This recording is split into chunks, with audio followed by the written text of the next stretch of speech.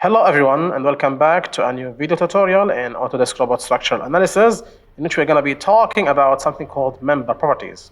Now those member properties are important when you design steel structures, and basically that is the thing I'm talking about, like member types and their properties. If you double click on that, you can see the member definition.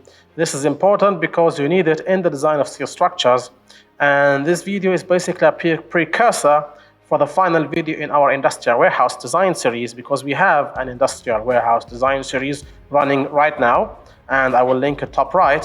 But I need to finalize some quick issues before I basically finalize the industrial warehouse design series. So we're going to talk today about something called member type definition, and we're going to basically put this away.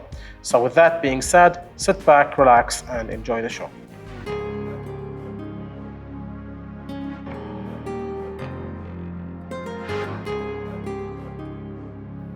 Alright, now to understand the importance of those member definition and types and so on, I'm going to make three structures. Those are little three rooms. I'll just do it very quickly. My point today is not to model accurately. My point today is to show you the member types and their effect on design. So I have in my X 0 and 8, I have in my Y 0 and 5, and in the Z I have 1 story, 3 meters. That's a little bit too low. I can just go quickly and make it 4 meters. So I delete this story very quickly, add me a story of 4, add this, apply, close, and you can see here you have 4 meters. Okay, fantastic. So I close that, and now I'm going to do me quickly some beams and columns. So I click on column here, I select steel column. I have a shape W16 by 100 already defined. You can define any shape you want from the 3 dots here. You can select any W shape you want. I'm going to use this W16 by 100, just a placeholder. We're going to change that. We're going to talk about, that's not really important for now, because my point is not really to model this in painstaking detail. You can see me modeling stuff in painstaking detail in other videos. Okay, so I just do this very quickly here, 4 points, and now I'll go to the beam, and well, I'm gonna beam that thing. So let me just do this from here to here. That's okay. Now it's working.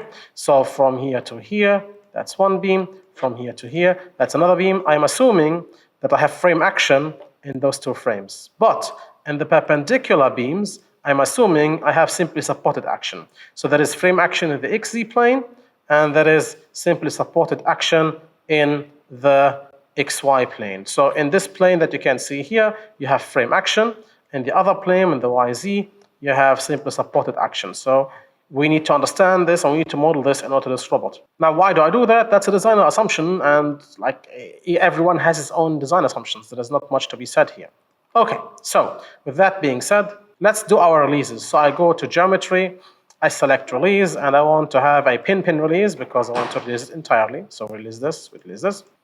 And now I'm gonna, I'm gonna fix my base, because I don't want to deal with any instabilities today. I have multiple videos talking about instability in other videos. For now, I'll just make everything fixed, because I'm pretty sure if I don't fix it, I will have instabilities. And my point today is not to talk about instabilities. All right, so I select this, go to edit, edit, move or copy, and copy it 2 times, because I want to make multiple structures and discuss differences among them.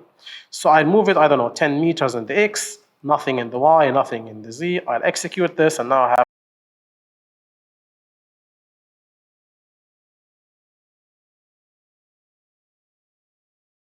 Now I want to continue this, and I'm regretting that I put them so close to each other, to be honest. So give me a second, I'll delete that. I just want to space them more apart. So edit, edit, move or copy. And I'm gonna move it this time, I don't know, 15 meters in X, 0, 0, 2 times. You know, to have some sort of spacing. Okay, now we're gonna finalize our structure by putting some beams here and putting a cladding. So I can simply take the beam like this, edit, edit, move or copy it, and let's say 8 meters I want 4 beams, so I want to move it in negative x2, in negative 2 in x, 0 in y, and 0 in z. Number of partitions is 3. I'll execute this, and I have 3 copies now. Now this is one option of making your structure. Another option is to not just copy this, although this is the simplest option, to be honest. But for example, I want to investigate other options. Like I want to go to edit, divide, and I'll divide this into 4 pieces, because I want to have 4 pieces. So I'll divide this into 4 pieces, which generates nodes, and I'll divide this into 4 pieces, which generate nodes. There is another option in dividing. If you remove generate nodes without member division, then if you click here and you click here, you think everything is the same. But no, not everything is the same. Allow me to explain this later. For now, let's just deal with it. So I'll go to my steel beam. Okay, fantastic. I'm going to talk about the differences in those approaches in a moment. So I'll go now to geometric claddings, and I want a cladding in the x-axis. Of course, I'm paying attention exactly how I draw the cladding, because the first line you draw is your x, your local x, and I'm saying that the cladding should distribute in local x, so I am intentionally drawing in such a way that the distribution is in this way. And I seem to have a problem here. So I need to be a little bit vigilant in selection. Okay, let's take a look. Is it now working? Yes, it does. Okay. And here, and we're done with our claddings. Of course, you need now load cases. I have a dead load case, so I'll select me a live load case here very quickly, or live load as they say it. And now I'll go to my loads. Remember, this is just a quick example. There is not much I want to talk about for now. So I have 10 kilonewton per meter forces on the cladding in the dead, and I have 3 kilonewton or 4 kilonewton in the live, and everything seems to be fine. Now if you run the analysis, it will tell you separate structure. I know, I accept that. And if you go to results, diagrams for members, you can open MY and see the loads. Of course, you need to normalize the diagrams. And yeah, you see something strange here. You see some zigzaggy moment diagram. The reason behind this is because you have only point loads being applied on the main beam. Because what happens is the load path, let me show it to you. Let me show you the loads. I go to display very quickly and show you the loads. So I go to loads, load distribution regions, and forces generate automatically. I'll apply. And you can see the loads here. And the reason why you have a zigzag moment diagram on the main beam or on the frame beam is because this is how the distribution of loads happened. You have a distributed load on the beams, which will basically transform themselves into vertical loads on the girder, which of course is having a zigzaggy moment diagram. Okay, this is basically for the girders. For the secondary beams or the beams, you can see it's WL square over 12, exactly as it's supposed to be. Perfect. If you take a look on the main beam here, you can see that the main beam is one big chunk. You take a look on the main beam here, you can see the main beam here is one big chunk. You take a look on the main beam here, and you see the main beam is some slight little pieces. I've said at the beginning of the video that I'm going to talk about something called member type definition and stuff like that. So far, you haven't seen anything of that, right? So it's time now to take a look and dive into that. To dive into that, I'll go to results, I'll go to design, and select steel member design. If you click on that, of course, the entire GUI switches into its steel design GUI. Now, previously, in previous videos, I was just telling you that you can design by grouping. Like the people who are with this channel for a long time know that usually I start with a simplified video and then dive deeper in another video, and now it's time to dive deeper into this video. So let me just do this. Let me just do a group here and group the stuff together. So I make me a new group here and call it secondary beams or secondary beams, okay? And the material is gonna be 5 to 5, is it here? 5, okay. I select my steel A22992, grade 50, and my members are gonna be, well, all the secondary beams. So I can't select them, right? Can I? Okay, let me just check. Let's delete this member very quickly and select those. The selection is here. And for the sections, I'm gonna select the AISC W shape, all sections. Okay, and now I'll save my group. That's first group. The second group is gonna have all columns, like frame columns. And I'm just a little bit thinking now because I need to make sure when I design that I have a strong column weak beam connection. That's not my point today, but I just wanted to mention that. And then I have my beams basically. So let's check if this works. Control A, Control V, enter. Yes, okay. A new group here. I say here frame beam 1 and select those two guys and add that. Is it taking W shapes? Yes. Save. I'm making a new group here and say frame beam 2. I'm grouping my beams basically. Frame beam 2. I'll delete this and select something here and I'll save. And I have, of course, frame beam 3. I select those guys here and well, save. Double checking everything now. Notice something very peculiar. I misselected because those are pieces now. I need to select all the pieces. So how do I select all the pieces?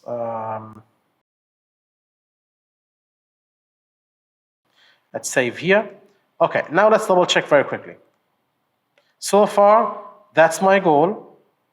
And so far, I have not talked about my goal. So wait. Now let's double check very quickly our groups. In group number 1, I Control A this, Control V this, and enter. And indeed, it selects the correct elements. Group number, wait, what? Group number 2, don't save, please. No, don't save. Get back. Yes. Group number 2, Control C, Control V, enter. Perfect. Group number 3, I'm just checking very quickly. 7 and 8, so let's take a look if it's 7 and 8 or not. No, don't save. 7 and 8, indeed it's 7 and 8. The next should be 5 and 16, yes. And the other one should be like 1, 6, 30, 31, and 32, 33, 34, and 24. Okay, perfect, nice. So I'm happy now. Good. Now, let's design. You would think, wait a minute, didn't you want to talk about member types? Yes, I wanted to talk about member types, but now I'm ignoring them. So let's design. And if you just select your groups, code group design, and click on all, and just do your calculation, it will design all the groups. Seems nice, right? Seems you've done it. Well, yes and no. Yes, you have done it. No, you have not. Why? This is really strange, and you need to focus now. Please, and follow me now. I have just, what did I do? I defined my groups and designed them, as you can see. Now let's take a look on the frame beam group, because, I mean, those are my point today. If you look at frame beam 1 are those 2 beams, and you can see the selected section is 8 multiplied by 40. 8 by 40 section. If you go to frame beam 2, which are those 2 things, you can see that the section is the same, 8 by 40. But if you go to the next beam, you can see the section is lighter. Wait a minute. How is that possible?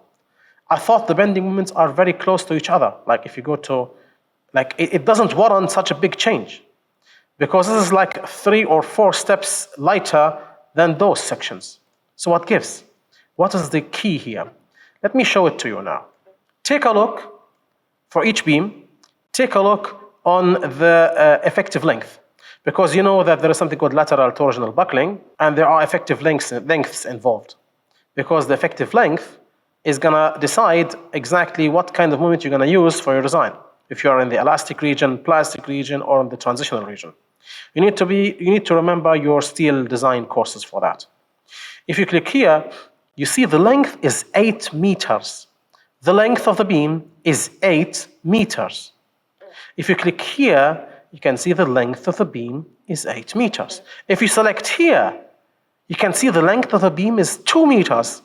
So, wait a minute, which one is correct, right? And of course, having a shorter beam will make it more powerful, and having a shorter beam and a more powerful beam means you can basically take lighter sections, because you can get more power from the material because of lateral torsional buckling not being a problem. So, and follow me with this. Again, 840, the length is 8 meters, meaning that your effective length for lateral torsional buckling is 8 meters over R, whatever. And for this, it's also 8 meters, but this is 2 meters.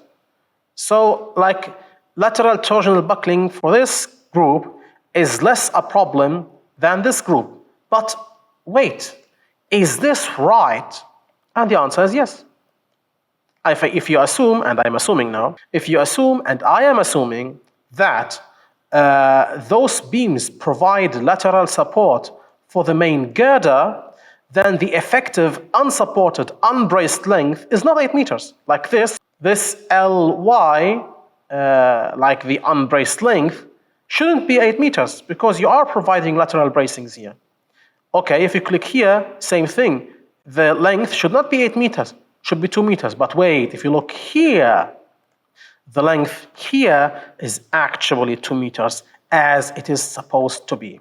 So why am I talking about this? I'm talking about this to draw your attention that the length being used in the design of steel structures in robot is always going to be the length of the member unless you tell it otherwise. By that I mean it doesn't see anything and it doesn't understand, robot doesn't understand that those beams provide lateral torsional buckling resistance or provide lateral bracing for this beam, and that's why it thinks this beam is 8 meters long. Okay? So you could think, okay, that's easy, I always have to divide my beam. Well, yeah, that's kind of a solution, but the other solution stems in looking at something called the member type definition. Now, for the columns, I have nothing to say because the columns don't have a problem here. Now let's take a look on beam. Now for this, I'm going to define me a new type here because I don't want to destroy the type definition of robot. So I'll say here main beam, okay? And I'll save that very quickly. So now I have a type called main beam. This means that next time, this means that I can take the type here and apply it on this member, and this member, and this member, and this member. And I'll apply that. So I have applied my type of main beam on those members. If you click here, it's main beam. I hope we will see this in the solution when we design. So let's take a look on the main beam. First things first. You should remember, you can also have, for example, here main columns as a group. So if you just close this very quickly and select here and say main column. Like robot is like a gift that keeps on giving. And for main column, I will select all the columns and designate them as main columns. So let me just delete this very quickly, select everything here, and apply the main column. I'm assuming here that the cladding is not strong enough, I'm assuming very quickly here, that the cladding is not strong enough to provide any lateral bracing. So for now, all the bracing, so those beams are totally not braced, no, those beams are totally non-braced, and those beams are braced. So, okay, fine, let me just run the analysis now, again, and yes, let's continue now. Back to our member types. So let's dive into column here.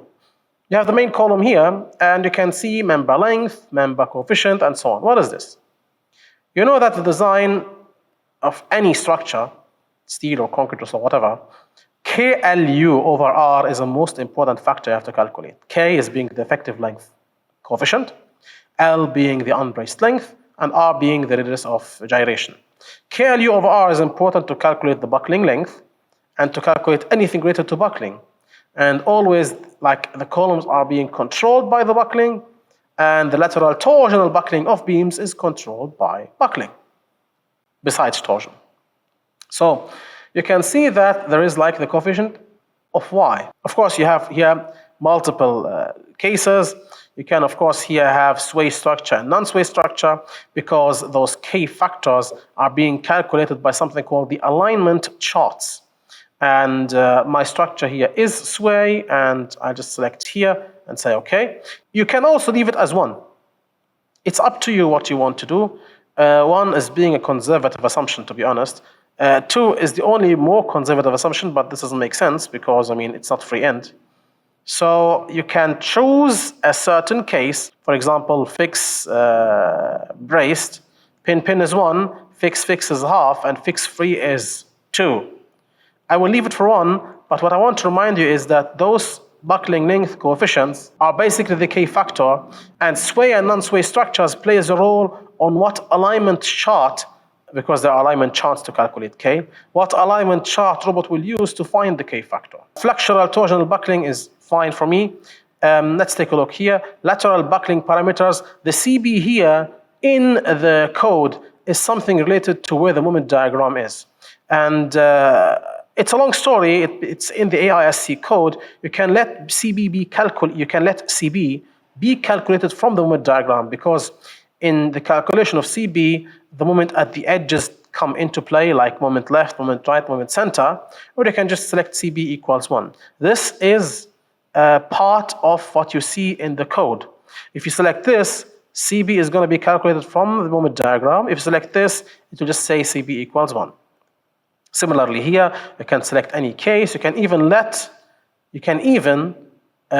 you select this and basically tell robot what members do join. Like for example here, if you say column 2, you can tell robot that there is for column 2, for example, this member, upwards there is no members, down left no member, down right no member, so the only member is here, for example.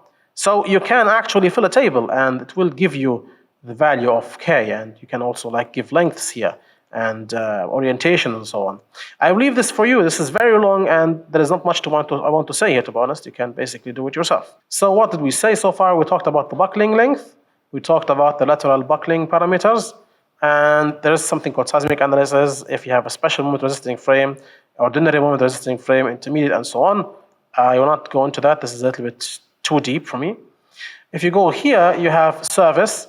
And in service, you can define your deflection limits if you want to use the deflection limits here for the design calculation. And if you don't tell it a deflection limit, then it will use code parameters for the deflection limit. What about more here? If you click on more, you have something called AN over AG. This is for the connection design, the area net and area gross, as well as the shear lag factor. This is needed for something called I think it was in the welded connection design. So those are things you know from your steel structure design course. Stiffeners, we don't have stiffeners here, to be honest. If you have stiffeners, you can locate transversal stiffness by telling it where the coordinate along the beam the stiffness is. So that's everything in the member type definition. But why am I making a big issue? Like remember, for at least for the column, it seems okay. What about the beam? Well, in the beam, remember what I said before, when you design, there is a difference between beam frame 1, frame beam 2, and frame beam 3. Like, although it's identical structures almost, you can see that this beam and this beam have the same design, but this beam has a different design. So, to recap, what do we have now? We have a member type called main beam, and I have applied the member type on all the main beams. And I changed this to become beam because I don't want the changes I will do here to affect this. So this is now member type beam. So I select beam and added it here. And if you calculate again, we are back to square one, where everything is not okay, because those beams should be identical, but they're not, because this is 40 and this is 28. And the reason behind this is because of something called the effective lengths. For the buckling, for those pieces, those little beamlets, you can see 2 meter, 2 meter, 2 meter. But if you go to the bigger beams, you can see them 8 meter, 2 meter, and 8 meter. This 2 meter is because I changed something off screen. The difference being that you can see CB, the length of the buckling, lateral torsional buckling is 8 meters for those, whereas the other one is 2 meters. So who decides? Well, it turns out that the way we drew it, which is basically in little pieces here, signalized robot that it is being braced at those 2 meters. Whereas the way we drew here signalized to robot that it's not being braced at 2 meters. Now, how can we tell robot that it's actually being braced at 2 meters? It's very simple, to be honest. You can just go to your, first of all, I want to use 1 here because I don't want to discuss this now. You go simply to lateral torsional buckling, you activate it, and then you go to you can also change CB based on the moment diagram, and you can go to the upper flange, buckling length and the lower flange buckling length. Why are there 2 flanges for the buckling length? Because if you have a positive moment, then the upper flange is what wants to buckle, and it might be supported or not. If you have negative moments, then it's the lower flange which will buckle, and it might be supported or not. Of course, in my case, those members, those beams, are actually supporting both or bracing both upper flange and lower flange. So I go to upper flange, and you can go to intermediate bracings. And if you select intermediate bracing now, you can add a bracing manually if you want. I can say, for example, here at 0.25, I have a bracing, and you can see it here. This is a bracing in, I think, in upper flange, and you can also the lower flange, brace the lower flange. manually. Or you can ask it to find points with adjoining elements. Basically, if you have an element adjoining the beam, it will assume this to be a bracing against lateral torsional buckling. This is really cool because it allows robot to search for beams that might provide torsional buckling resistance. This is not only working for lateral buckling, it also works for this, for buckling around Z, and for buckling around Y, and for lateral buckling at the lower flange. If you select this and hit OK, then you see everything being automated here. If you save that now and run your design, then your problem is solved. Take a look at this. 28, 28, 28. Let me repeat the magic. What happened here is that robot now understands automatically that because of, and this is really cool, like I really love this, to be honest. Take a look at this. This is juicy. Robot sees that there is a member going into the beam here. If you open the local axis direction, this member, when it goes into the main beam, is supporting it around Z, buckling around Z, so you can see LZ equals 2, and is not supporting it for buckling around Y, so Ly in the buckling is 8. But it is supporting it in the lateral torsional buckling of the beam for both flanges, and that's why LB is 2. This is really cool. Now, if you want to put it back, you can just say, hey, I don't want you to calculate, I don't want you to find out where the bracing is happening, which is not really, this is counterintuitive. I don't want to find out where the bracing is, and if you calculate again, you can see we're going back to square one. This is being braced each 2 meters because its length is 2 meters, and this is not being braced. So it stands to reason that we usually use something called intermediate bracing and let it be defined automatically for both top and bottom. I hit OK, and then everything is fine. I save that, yes, and close. And now if you run your calculations, wait, I think you have the same beams. Of course, please notice that all you get here are based on the dead load.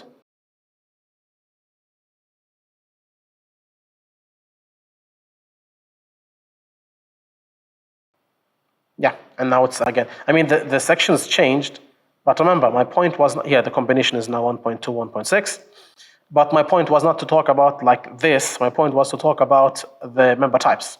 But still, my point still stands that all the sections are the same regardless of what you are doing now. So that's a really good fix. And I hope that this makes sense to you. So now I hope that the idea of member type definition is now good and we've done it. So thank you very much. So yeah, this basically ends something called member definition parameters, and this is something we will need in the industrial warehouse design series, especially because some bracings are being assumed to brace the top flange only in the rafters, and we need to pay attention to this when we deal with it in the design of our warehouse. So yeah. That's everything I wanted to talk about in this video, and before I finish, I want to give a huge CE-sized shout out to our dear channel members whose names are going to be shown on the screen. I would like to thank them from the bottom of my heart, as their support to the channel is really helping us produce the high quality videos we are doing here, and for that I want to thank them from the bottom of my heart. With that being said, I hope that you enjoyed the video and that it was beneficial for you. Of course, if you have enjoyed the video, then please like, share, comment and subscribe, especially subscribing, because it helps increase the reach of my channel. As per usual, this is the Civil Engineering Essentials channel, and I will catch you in the next video.